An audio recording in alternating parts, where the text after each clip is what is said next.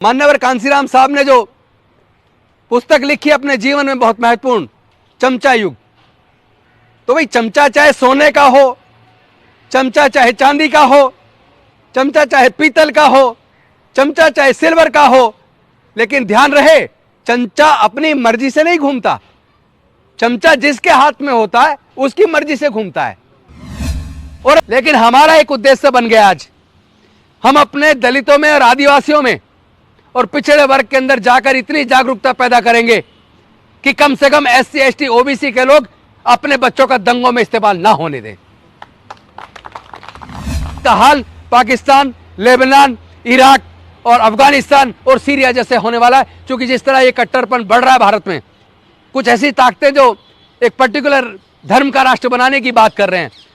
अरे तुम भैया जिस दिशा में तुम बढ़ चुके हो, ये जो नफरत बढ़ रही है, इस नफरत में देखा नहीं, एक पुलिस वाले ने, रेलवे पुलिस के एक कांस्टेबल ने अपने ASI को और 30 मुस्लिम लोगों को मार दिया, और मीणा समाज के ASI तो उसको मार दिया। ज्यादातर लोग ये समझ लियो 98% लोग सत्ता को, राजनीति को ही सब कुछ समझ रहे हैं। उनको लगता है सत्ता हाथ में आ जाएगी तो पता नहीं क्या हो जाएगा, जबकि ऐतिहासिक रूप से साबित हो गया है कि केवल सत्ता से कुछ होने वाला नहीं है। क्योंकि उस सत्ता को साधने के लिए और सत्ता को चलाने के लिए सत्ता योजना बना सकती है, लेकिन उसका क्रियान्वयन तो ब्यूरोक्रेसी के माध्यम से होता है। और ब्यूरोक्रेसी में किस मानसिकता के लोग हैं उसका नजर रखना बहुत जरूरी है। और इंप्लीमेंटेशन में दिक्कत आए, कानून व्यवस्था में दिक्कत आए, या आप कोई कानून बनाते हैं उसको लेके कोई कोर्ट में चले जाए, तो इस बात पे भी निर्भर करता है कि कोर्ट में जो जुडिशियल ऑफिसर्स बैठे हैं उनकी मानसिकता कौन सी है। अगर उनकी मानसिकता मानवतावादी नहीं है, अगर उनकी मानसिकता में न्याय नहीं है, अगर उनकी मानसिकता में वर्ण व्यवस्था और जातिवाद व्याप्त है, तो ऐसे जजों से, चाहे वो सुप्रीम कोर्ट के जज हों, चाहे हाई कोर्ट के जज हों, जो लोअर जुडिशरी, हायर जुडिशरी के जजेज हों, उनसे न्याय मिलेगा इसकी उम्मीद बिल्कुल मत करना। और आपके लोग जीतकर संसद में जाएंगे, विधानसभाओं में जाएंगे, MP MLA और मंत्री बनेंगे, और आप ये उम्मीद करें कि वो लोग आपकी आवाज बनेंगे, आपकी समस्याओं का समाधान करेंगे, तो इस गलतफहमी में भी मत रहना। क्योंकि आजकल एक ऐसा चुनावी सिस्टम बन गया है जिसमें पैसा बहुत ज्यादा रोल प्ले करता है। एक एक चुनाव में करोड़ों रुपए खर्च होता है, और जो लोग वो करोड़ों रुपया देते हैं,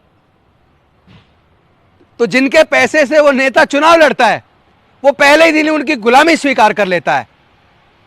अब गुलाम से आप ये उम्मीद करो कि वो आपकी आवाज बनेगा, आपके न्याय के लिए लड़ेगा, तो ये गलतफहमी जितना जल्दी हो सके अपने दिमाग से निकाल दो। ये निकलनी चाहिए। मान्यवर कांसीराम साहब ने जो पुस्तक लिखी अपने जीवन में बहुत महत्वपूर्ण, चमचा युग। तो भाई चमचा चाहे सोने का हो, चमचा चाहे चांदी का हो, चमचा चाहे पीतल का हो, चमचा चाहे सिल्वर का हो, लेकिन ध्यान रहे चमचा अपनी मर्जी से नहीं घूमता। चमचा जिसके हाथ में होता है उसकी मर्जी से घूमता है। और बांटने की भी अगर बात है तो चमचा जिसके हाथ में, उसे कितना निकालना और कितना किसको देना है, यह भी उस पर निर्भर करता है जिसके हाथ में चमचा है। तो अगर यह महत्वपूर्ण अंतर और समझ आपके अंदर नहीं है, अगर यह समझ आपकी विकसित नहीं हुई है, तो आप लोग न्याय कर पाएंगे, न्याय ले पाएंगे, यह संभव नहीं है। मैं एक बात अपने मुस्लिम समाज के लोगों से भी कहना चाहता हूं, तो इतनी लंबी जिनकी सत्ता हुई, वो इतना डरा हुआ और सहमा हुआ और पिछड़ा हुआ क्यों है? क्या इस पे चर्चा नहीं होनी चाहिए कि उनके बच्चे पढ़ क्यों नहीं रहे, या जो लोग उनके हुक्मरान हैं, जो लोग संसद विधानसभा में गए, क्या उन्होंने समाज को जिस तरह जागरूक करना चाहिए था, क्या उन्होंने समाज को जागरूक किया? क्या उन्होंने अपने समाज को पढ़ाई की वैल्यू बताई? अनफॉर्चुनेटली उस समाज में भी पढ़ाई की वैल्यू पर चर्चा नहीं होती।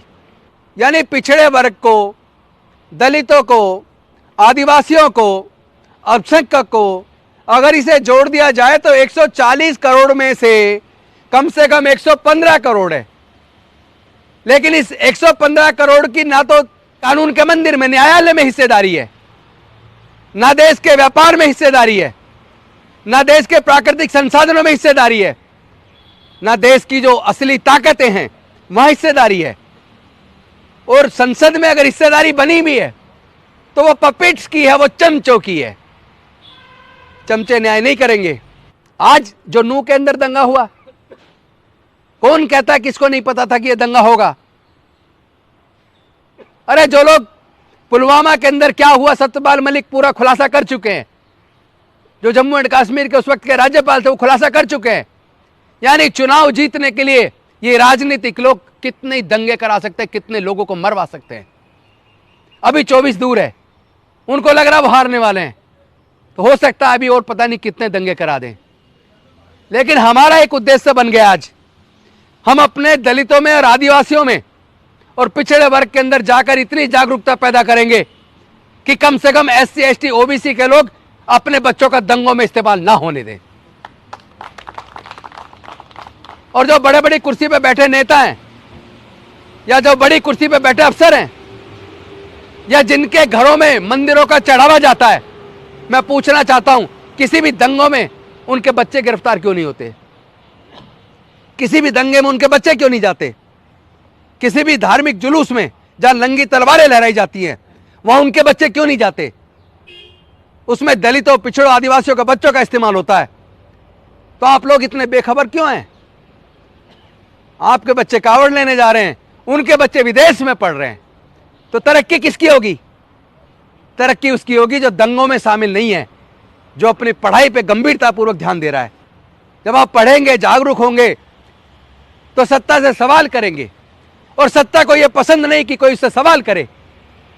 उन्हें सवाल करने वाला ना मीडिया पसंद है, ना उन्हें सवाल करने वाले लोग पसंद हैं, ना उन्हें सवाल करने वाले अफसर पसंद है। ब्यूरोक्रेसी में भी देख लेना, जो अधिकारी कानून का हवाला देकर कानून के हिसाब से काम करना चाहते हैं, ऐसे अधिकारियों को उठा के कहीं दूर फेंक दिया जाता है। अभी आपने एक वीडियो देखा होगा बरेली का। बरेली में कुछ कावड़िए, जो SSP का बयान है कि वो नशे में थे, उनके पास कुछ औजार भी थे, वो मस्जिद के सामने ही ढक बजाने लगे। उन्होंने उनको कहा तुम्हारा ये रूट ने दूसरी जगह से, आपका रूट है, वहां से निकलिए। वो नहीं माने, SSP को हल्का बल प्रयोग करना पड़ा। शाम तक उस SSP को ट्रांसफर करके कहां लगाया? होमगार्ड में। यानी अधिकारी, जिस अधिकारी को कानून व्यवस्था बनाने के लिए, दंगों को रोक पाने में सफल होने के लिए प्रोत्साहित करना चाहिए था, इनाम मिलना चाहिए था, ऐसे IPS ऑफिसर को सजा देकर होमगार्ड में लगा दिया। यह परिणाम है ईमानदारी का। क्योंकि सत्ता चाहती नहीं कि अफसर ईमानदारी से काम करें, वो अब अफसरों को भी प्रताड़ित करते हैं।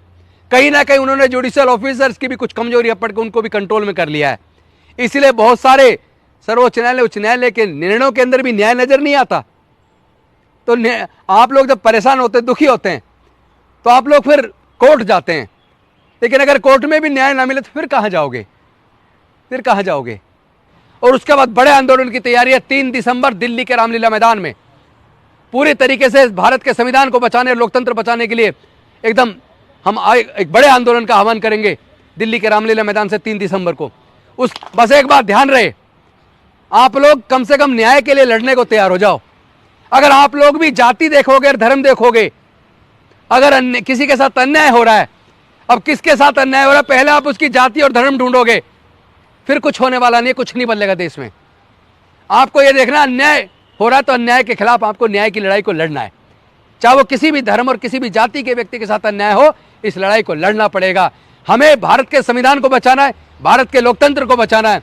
वरना यकीन मानिए, भारत का हाल पाकिस्तान, लेबनान, इराक और अफगानिस्तान और सीरिया जैसे होने वाला है। क्योंकि जिस तरह ये कट्टरपन बढ़ रहा है भारत में, कुछ ऐसी ताकतें जो एक पर्टिकुलर धर्म का राष्ट्र बनाने की बात कर रहे हैं। अरे तुम भैया, जिस दिशा में तुम बढ़ चुके हो, ये जो नफरत बढ़ रही है, इस नफरत में देखा नहीं, एक पुलिस वाले ने, रेलवे पुलिस के एक कांस्टेबल ने अपने ASI को और 30 मुस्लिम लोगों को मार दिया, और मीणा समाज के ASI तो उसको मार दिया। मतलब आपने इतना जहर घोल दिया समाज में। जो सरकारी कर्मचारी है, जो पुलिस में है, सेना में है, उसके मन में भी आपने जहर घोलकर उसको भी बांट दिया। मणिपुर में वो क्रिश्चियन को मार रहे हैं, आदिवासी को मार रहे हैं, यानू में वो किसी और को मार रहे हैं, कई पिछड़ों को मार रहे हैं, कहीं दलित को मार रहे हैं, कहीं दलित के मुंह पे मूत रहे हैं, कहीं मुंह चरकने पर हत्या कर रहे हैं, कहीं घड़े छूने पर हत्या कर रहे हैं, कहीं बहन बेटियों की इज्जत लूट कर सामूहिक बलात्कार करके हत्या कर रहे हैं। भाई कब तक चलेगा ये? ऐसा नहीं है लोग लड़ना नहीं जानते, लोग उनका जवाब दे सकते हैं, लेकिन मेरा अपना ये मानना, ये विचारधारा की लड़ाई है।